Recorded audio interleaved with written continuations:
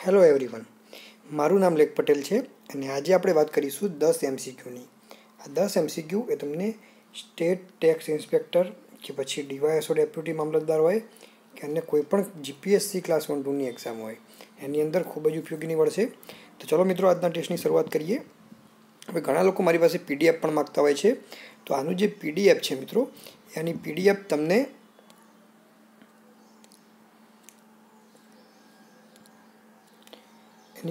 તમને મારા Telegram channel પરથી મળી જશે. તો ચલો શરૂઆત કરીએ. સૌપ્રથમ વાત કરીએ પહેલા ક્વેશ્ચનની. પહેલો ક્વેશ્ચન છે, નીચેના વિધાનો ચકાસો અને સાચા વિધાનો પસંદ કરો. સૌપ્રથમ વાક્ય છે, નાબાર્ડ દ્વારા લખનઉ ખાતે જળવાયુ પરિવર્તન કેન્દ્રનો પ્રારંભ કરાયો છે, જે દક્ષિણ પૂર્વ એશિયાનું પ્રથમ કેન્દ્ર છે. તો ખરી વાત છે મિત્રો. લખનઉ ખાતે, લખનઉ ક્યાં આવેલું છે? ઉત્તર પ્રદેશની અંદર.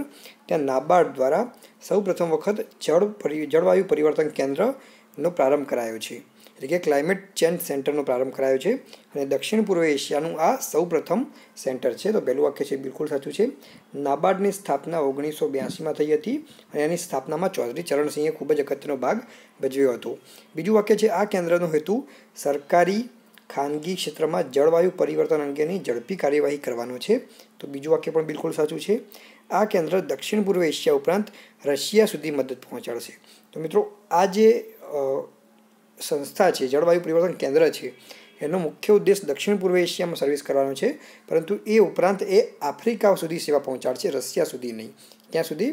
આફ્રિકા સુધી. અને એટલા માટે ત્રીજું વાક્ય ખોટું છે. હવે જોઈએ આપણે ચોથું વાક્ય. તો ચોથા વાક્યની વાત કરીએ તો જળ પરિવર્તન સંબંધિત ગ્રીન ક્લાઇમેટ ફંડ, યુએનએફસીસીના એડેપ્શન ફંડ અને national adaptation fund for climate ચેન્જનું અમલીકરણ નાબાર્ડ દ્વારા કરવામાં આવે છે. તો સાચી વાત છે.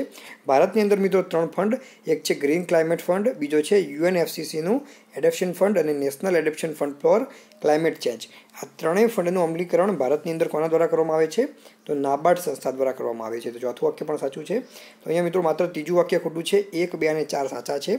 એટલા માટે આપણો જવાબ થશે સી. ઓકે, ચલો હવે આગળ વધીએ. આપણો આગળનો ક્વેશ્ચન જોઈએ. આપણો આગળનો ક્વેશ્ચન છે, બોમ્બે પ્લાન સંબંધિત સાચો વિકલ્પ પસંદ કરો. ઓકે, તો બોમ્બે પ્લાનની વાત કરીએ તો બોમ્બે પ્લાન કોણે આપ્યો હતો અને ક્યારે આપ્યો હતો? તો આપવાની સાલ હતી 1944-45ની સાલ. 1944-45ના વર્ષે આપ્યો હતો. કોણે આપ્યો હતો? તો 8 ઉદ્યોગપતિએ આપ્યો હતો. આ 8 ઉદ્યોગપતિઓ કયા છે એ તમારે મને આ લાઈવ સેશન પૂરું થાય એ બાદ કોમેન્ટ કરવાની છે આ વિડીયોની લિંકની અંદર. તો મિત્રો યાદ રાખજો, 8 ઉદ્યોગપતિઓએ 1944-45માં બોમ્બે પ્લાન આપ્યો હતો. આ બોમ્બે પ્લાન મુજબ 15 વર્ષની અંદર માથાદીઠ આવક ભારતની અંદર વ્યક્તિઓની 65 રૂપિયાથી વધારી 130 રૂપિયા કરવાની હતી અને એમનો મુખ્ય રિકમેન્ડેશન હતી બજારમાં ડિમાન્ડ હોય એવા ઉદ્યોગોના વિકાસ પર ભાર મૂકવો. ઓકે, તો અહીંયા મિત્રો 4 વાક્યો જે છે બિલકુલ સાચા છે અને એટલા માટે આપણો જવાબ થશે ઉપરોક્ત તમામ, એટલે કે 1 થી 4. ત્યારબાદ આગળ વધીએ. ગુજરાતની મુખ્ય પહાડીઓ ઉત્તરથી દક્ષિણ ક્રમમાં ગોઠવો. તો મિત્રો, ઉત્તરથી દક્ષિણ ક્રમમાં જ્યારે ગુજરાતની પહાડીઓ ગોઠવીએ છીએ ત્યારે સૌપ્રથમ શું આવે છે? કચ્છની પહાડી આવે છે. ત્યારબાદ માંડવની પહાડી આવે છે. માંડવની પહાડી બાદ શું આવે છે? તો ત્યારબાદ આવે છે બરડા પહાડી આવે છે, ગિરનારની પહાડી આવે છે અને સૌથી છેલ્લે આવે છે ગીરની પહાડી. ઓકે, સૌપ્રથમ કચ્છની પહાડી, ત્યારબાદ દક્ષિણમાં જતા માંડવની પહાડી, બરડા પહાડી, ગિરનાર પહાડી અને ગીરની પહાડી. આ રીતે એનો ક્રમ છે ઉત્તરથી દક્ષિણ તરફ. આગળ વધીએ. નીચેના જોડકા જોડો. એક તરફ ભારતની સરકારી યોજના આપી છે, બીજી તરફ એનો મુખ્ય હેતુ આપ્યો છે નવી રોશની કાર્યક્રમ. તો નવી રોશની કાર્યક્રમ જે છે એ મિત્રો મહિલા સશક્તિકરણ માટેનો એક કાર્યક્રમ છે. દિશા જે છે એ ઇન્ફોર્મેશન ટેકનોલોજીનું પ્રશિક્ષણ માટેનો એક કાર્યક્રમ છે. પ્રધાનમંત્રી જનધન યોજના, તો ફાઇનાન્શિયલ ઇન્ક્લુઝન, જેને આપણે શું કહીએ છીએ? નાણાકીય આયોજન, એટલે કે ફાઇનાન્શિયલ ઇન્ક્લુઝન માટેની એક યોજના છે. લોકોને જે બેન્કિંગ સેક્ટર છે એની સાથે જોડવાની અને નાણાંના પ્રવાહની અંદર જોડવાની આ એક યોજના છે. સ્વાવલંબન યોજના, તો નવી પેન્શન પ્રણાલી છે. તો આ પ્રકારે આ 4 યોજનાઓના મુખ્ય હેતુ છે અને આ પ્રમાણે જો તમે એનો જવાબ જોશો તો એનો જવાબ થશે સી. ઓકે, એનો જવાબ શું થશે? C option. અહીંયા તમે જોઈ શકો છો સી ઓપ્શનની અંદર મેં જે પ્રમાણે કહ્યું એ પ્રમાણે જવાબ આપ્યો છે. આગળ આપણો ક્વેશ્ચન જોઈએ 5મો. રાષ્ટ્રીય માનવ અધિકાર આયોગના સભ્યો અને અધ્યક્ષ પસંદગીની સમિતિમાં નીચેનામાંથી કોનો સમાવેશ થાય છે? તો મિત્રો, રાષ્ટ્રીય માનવ અધિકાર આયોગ એટલે કે નેશનલ હ્યુમન રાઇટ કમિશન, જેને આપણે ટૂંકમાં અને NHRC તરીકે ઓળખીએ છીએ। હવે આના સભ્યોને નિયુક્ત કરવા માટે એક પેનલ બનાવવામાં આવે છે। એ પેનલમાં કોનો સમાવેશ થાય છે? તો પ્રધાનમંત્રીનો સમાવેશ થાય છે, લોકસભાના સ્પીકરનો સમાવેશ થાય છે, રાજ્યસભાના ઉપસભાપતિ એટલે કે એમનો પણ સમાવેશ થાય છે, બંને ગૃહના વિરોધ પક્ષના નેતાઓનો સમાવેશ થાય છે અને ગૃહમંત્રીનો સમાવેશ થાય છે। આ પાંચેય વ્યક્તિનો સમાવેશ થાય છે। જવાબ થશે ડી ઉપરોક્ત તમામ। આગળ વધીએ। Central board of indirect taxes and customs CBIC સંબંધિત નીચેનામાંથી કયા વિધાનો સાચા છે? તો પહેલું વિધાન છે મિત્રો, CBIC ભારતમાં સેન્ટ્રલ એક્સાઇઝ, GST અને નાર્કોટિક સંચાલન કરનાર રાષ્ટ્રીય નોડલ એજન્સી છે। તો આ વાક્ય હવે મિત્રો વાત કરીએ તો આ વાક્ય બિલકુલ સાચું છે। પહેલું વાક્ય બિલકુલ સાચું છે। બીજું વાક્ય છે CBIC પ્રધાનમંત્રી કાર્યાલય અંતર્ગત કાર્ય કરે છે, તો એ ખોટું છે। CBIC એ પ્રધાનમંત્રી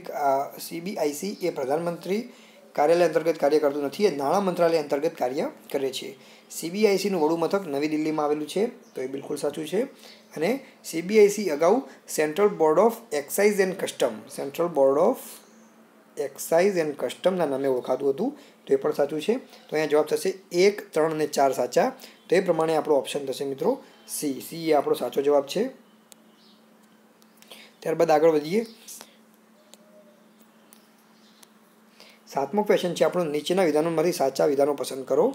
સૌપ્રથમ વિધાન છે વિશ્વના પહેલા પોલિટિક્સ રોબોટનું નામ સેમ છે, તો બિલકુલ સાચું છે। અહીંયા મિત્રો પૂછ્યો છે પોલિટિક રોબોટ, તમે લોકો કન્ફ્યુઝ ના થતા, ઘણા લોકોને પોલિટિકલ રોબોટ અને સૌપ્રથમ નાગરિક રોબોટ બંને વચ્ચે કન્ફ્યુઝન થશે। સૌપ્રથમ નાગરિક રોબોટ એ સાઉદી અરેબિયાએ બનાવ્યો હતો, એનું નામ શું હતું તમારે મને કમેન્ટ કરવાનું છે અત્યારે હાલ જ। તો પહેલું વાક્ય યાદ રાખજો, વિશ્વના પહેલા પોલિટિક્સ રોબોટનું નામ સેમ છે, જે બિલકુલ સાચું છે। બીજું વાક્ય છે વિશ્વનો પહેલો પોલિટિક્સ રોબોટ સેમનો વિકાસ અમેરિકાના વૈજ્ઞાનિકો દ્વારા કરવામાં આવ્યો છે, તો એ ખોટું છે, અમેરિકા નહીં પરંતુ ન્યૂઝીલેન્ડના વૈજ્ઞાનિકો દ્વારા કરવામાં આવ્યો છે। ત્રીજું વાક્ય છે આ રોબોટ ઈસવીસન 2020થી અમેરિકામાં આમ ચૂંટણીમાં ભાગ લેશે, તો એ પણ ખોટું છે મિત્રો, કેમ કે ન્યૂઝીલેન્ડવાળાએ ડેવલપમેન્ટ કર્યું છે, તો એ ન્યૂઝીલેન્ડની આમ ચૂંટણીમાં ભાગ લેશે, અમેરિકાની નહીં, અને એટલા માટે પહેલું વાક્ય સાચું છે, બીજું અને ત્રીજું ખોટું છે। સાચું વિધાન થશે માત્ર 1। ઓકે, હવે આગળ વધીએ। નીચેનામાંથી કયા પગલાઓ ફુગાવાની પરિસ્થિતિમાં ઘટાડો કરવા મદદરૂપ બને છે? તો મિત્રો અહીંયા ફુગાવાની પરિસ્થિતિને ઘટાડો કરવા માટે પૂછ્યું છે, પરંતુ આ ક્વેશ્ચન્સમાં મારી દ્રષ્ટિએ થોડી ભૂલ છે। અહીંયા ફુગાની પરિસ્થિતિ ઘટાડવા નહીં પરંતુ વધારવામાં કયા મદદરૂપ બને છે એવું આપવામાં આવે છે। અહીંયા ઓપ્શનમાં કાં તો મિસ્ટેક છે કાં તો પછી ક્વેશ્ચનમાં મિસ્ટેક છે। આ પ્રશ્ન એક પરીક્ષામાં અગાઉ થઈ ચૂકેલો છે, તો અહીંયા ઘટાડાની જગ્યાએ વધારો શબ્દ આવવો જોઈએ। તો એ પ્રમાણે વ્યાજનો દર ઘટાડવો, સરકારી રોકાણમાં વધારો, સરકારી કર્મચારીના પગારમાં વધારો અને કરવેરામાં ઘટાડો, આ બધું જ ઉપયોગી થાય છે। આપણો જવાબ થશે 1, 2, 3 અને 4। આગળ વધીએ। 9મો ક્વેશ્ચન છે નીચેના વિધાનો તપાસો અને સાચો વિકલ્પ પસંદ કરો। પહેલો વિકલ્પ છે ભારતમાં બીજી પંચવર્ષીય યોજનાનો સમયગાળા દરમિયાન હરિયાળી ક્રાંતિની શરૂઆત થઈ હતી, તો ખોટી વાત છે। હરિયાળી ક્રાંતિની શરૂઆત કઈ યોજનામાં થઈ હતી? ચોથી પંચવર્ષીય યોજનામાં, જે 1969માં ઇન્દિરા ગાંધીના સમયમાં લાગુ કરવામાં આવી હતી। ભારત વિશ્વમાં બીજા ક્રમનો સૌથી વધુ રાસાયણિક ખાતરો વપરાશ કરતા અને ત્રીજા ક્રમનો સૌથી મોટો ઉત્પાદક છે। તો મિત્રો અહીંયા વાત કરીએ તો ભારત એ બીજા નંબરનો સૌથી મોટો રાસાયણિક ખાતરોનો વપરાશ કરતા અને ત્રીજા નંબરનો ઉત્પાદક દેશ છે, તો આ વાક્ય બિલકુલ સાચું છે। ઓકે, આ વાક્ય બિલકુલ સાચું છે। પહેલું વાક્ય ખોટું છે, બીજું વાક્ય સાચું છે। ભારતમાં પોટાશયુક્ત ખાતરો સંપૂર્ણપણે આયાત કરવામાં આવે છે, તો ભારતમાં પોટાશયુક્ત ખાતરો સંપૂર્ણપણે આયાત કરવામાં આવે છે, એ પણ સાચું છે। ચોથું વાક્ય છે ભારતમાં સિંચાઈનો સૌથી મોટો સ્ત્રોત સમુદ્ર છે, તો ખોટી વાત, સમુદ્ર એ સિંચાઈનો સૌથી મોટો સ્ત્રોત નથી, સિંચાઈનો સૌથી મોટો સ્ત્રોત છે વરસાદનું પાણી। તો અહીંયા બીજો અને ત્રીજો ઓપ્શન માત્ર સાચો છે, પહેલો અને ચોથો ખોટો છે। જવાબ થશે 2 અને 3। ત્યારબાદ આગળ વધીએ। આજનો 10મો અને સૌથી છેલ્લો ક્વેશ્ચન જોઈએ। તો 10મા અને સૌથી છેલ્લો ક્વેશ્ચન જે છે એમાં પહેલો ઓપ્શન છે ઋગ્વેદના ત્રીજા મંડળમાં મૂર્તિના સંબંધમાં ચર્ચા જોવા મળે છે, તો પહેલું વાક્ય બિલકુલ અહીંયા સાચું છે મિત્રો। ત્યારબાદ પાણિનીના અષ્ટાધ્યાયી નામનો વ્યાકરણ ગ્રંથ રચ્યો છે, જે સંસ્કૃત ભાષાનો વ્યાકરણ ગ્રંથ છે। મૂર્તિ નિર્માણના સંબંધમાં જાણકારી મળે છે, એ પણ સાચું છે।